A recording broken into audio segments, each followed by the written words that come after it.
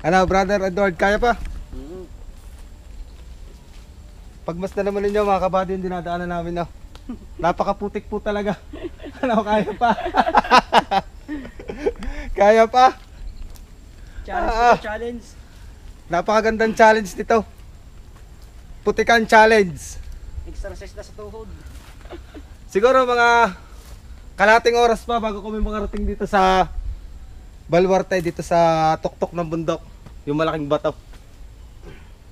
Kung mapapansin po ninyo, yung mga pinag-apakan po yan ay pinag-apakan po ng Kabayo. paan ng kabayo. At ito pong daanan ito, kwento ko lang po sa inyo, ito po ay inakat po ng mga big bike, ng mga enduro. Dito po dumadaan, papunta po doon sa Baluarte. At pagkakaalam ko po ay tuwing linggo sila dito na umaakyat.